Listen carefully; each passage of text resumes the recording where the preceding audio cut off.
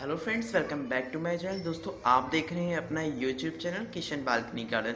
आज हम बात करने वाले हैं दोस्तों कि किस प्रकार आप अपने घर में ही किचन वेस्ट कंपोस्ट तैयार कर सकते हैं आसान तरीके से, और बहुत ही आसान तरीके बताने वाले हैं। और हम किस प्रकार तैयार करते हैं और आपको किस किस कंपोस्ट बनाते हुए किस किस बातों का सावधानी रखनी चाहिए, वो सभी चीज़ें बताने वाले हैं। तो किस प्रकार बनाएंगे, तो यदि आप हमारे चैनल को नए आए हैं तो प्लीज़ सब्सक्राइब कर लीजिएगा और बेल आइकन दबाकर ऑल पे क्लिक कर दीजिएगा। वीडियो को लाइक कर दीजिएगा। इसी प्रकार के तमाम गार्डनिंग से जुड़ी जानकारियाँ समय समय पर लेकर आते रहते हैं। तो ये देखिए दोस्तों, ये है सबसे पहला मेथड किचन वेस्ट कंपोस्ट बनाने का। इसमें हमने कैसे करा है वो भी बताते हैं। सबसे पहला मेथड ऐसे है, आप बोरो कट्टों में बना सकते हैं, और आप चाहे तो जो आती है कंपोस्ट बनाने वाले डिब्बे आते हैं अमेज़ोन पे उपलब्ध है, उनमें होल्स रहते हैं साइड साइड में, आप उस तरीके का भी इस्तेमाल कर सकते हैं। आप चाहे तो वाटर कैंस इस्तेमाल कर सकते हैं, और आप चाहे तो आप अपना जुगाड़ भी लगा सकते हैं। तो मैंने इस कट्टे में बनाया है, तो आपको मैं इसके बारे में बताने वाला हूँ, और सेम जो भी मैं आपको बताऊँगा सभी चीज़ें उसमें भी लागू होएगी। चलिए देखते हैं दोस्तों इस वीडियो को। देखिए दोस्तों, ये है कट्टा। मैंने इसमें कैसे कंपोस्ट तैयार करा है। ऊपर आप देख रहे हैं जितना भी हमारा किचन वेस्ट कंपोस्ट, या फिर कह लें आप जो हमारे गार्डन की सूखी पत्तियां, देखिए गार्डन की सूखी पत्तियां इत्यादि निकलती हैं, हम इसमें ही डालते जाते हैं। यदि आपके पास मिट्टी की कमी है तो आप इस तरीके से मिट्टी की भी कमी को पूरा कर सकते हैं, वो भी आपको बताऊँगा।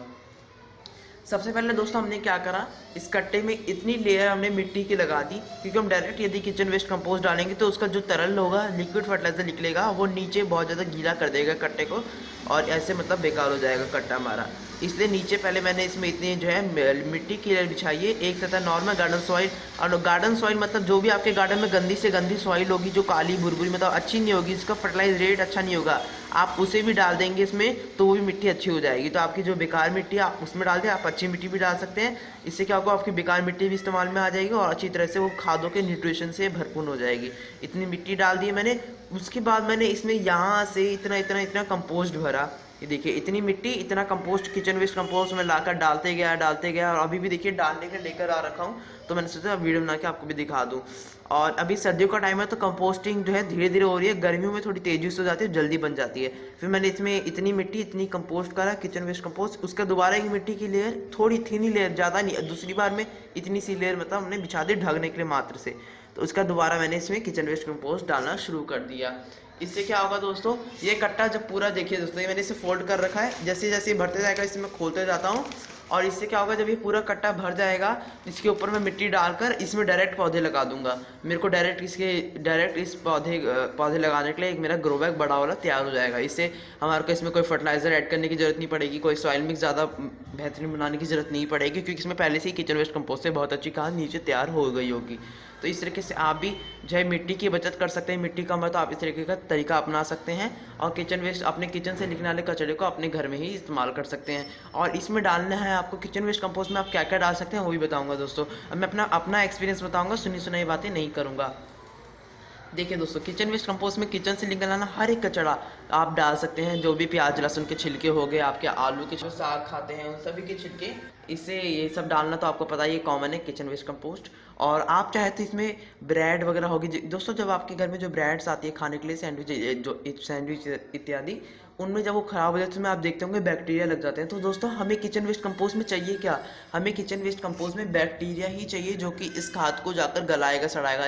ये अपने आप ही गलेगी सड़ेगी नहीं, जब इसमें सूक्ष्म जीव पैदा होंगे तभी जाके ये गलेगी सड़ेगी। और सूक्ष्म जीव को पैदा होने के लिए, बैक्टीरिया को पैदा होने के लिए आपको क्या करना है वो भी बताऊंगा।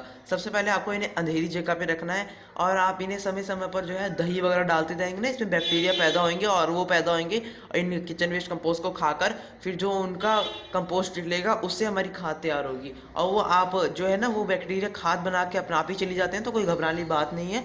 जो अर्थवर्म्स होते हैं वो अपने आप ही चले जाते हैं कंपोस्ट बनाकर।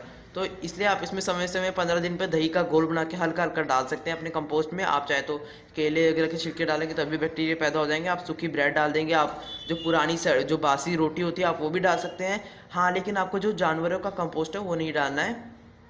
देखिए दोस्तों, आप लोग, कई लोग ऑब्जेक्शन उठाते हैं कि भाई हम क्यों डालें बासी रोटी। लोग तो कहते हैं कि आपको पका हुआ खाना नहीं डालना है, आप चावल नहीं डाल सकते हैं, आप रोटी नहीं डाल सकते हैं, ऐसी ब्रेड नहीं डाल सकते हैं। नहीं दोस्तों, मैं आपको समझाता हूँ। क्योंकि दोस्तों जो हमारे जो जंगल होते हैं, फॉरेस्ट, वो इतने हरे भरे रहते हैं। क्यों? क्योंकि दोस्तों जो पैदा हुआ है वो मरेगा, उसमें जितने भी जीव जंतु पैदा होते हैं वो सभी उसमें ही मर जाते हैं। वही उनको जो है फर्टिलाइज़र के रूप में मिल जाता है। जैसे कि हम, आप जानते हो, बोन मिल इस्तेमाल करते हैं। बोन मिल, हड्डियों का चूरा, ये सब बने किस लिए हैं?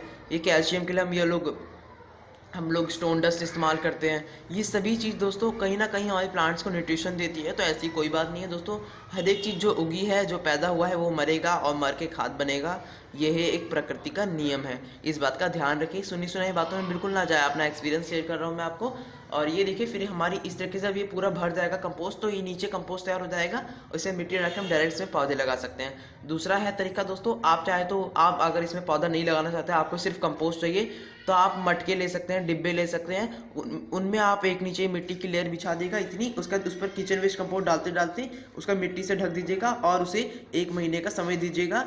क्योंकि दोस्तों अच्छी खाद, न्यूट्रिशन से रिच खाद तैयार होने के लिए कम से कम 1 महीने या फिर 70 से 80 दिनों का समय लग ही जाता है। आपको कई लोग यूट्यूब पे ऐसे मिल जाएंगे जो कहेंगे आपको 1 हफ्ते में खाद बना के दिखा देंगे किचन वेस्ट कंपोस्ट के। ऐसा नहीं दोस्तों, ये नेचुरली प्राकृतिक है, तो इसमें धीमा धीमे काम चलता है दोस्तों।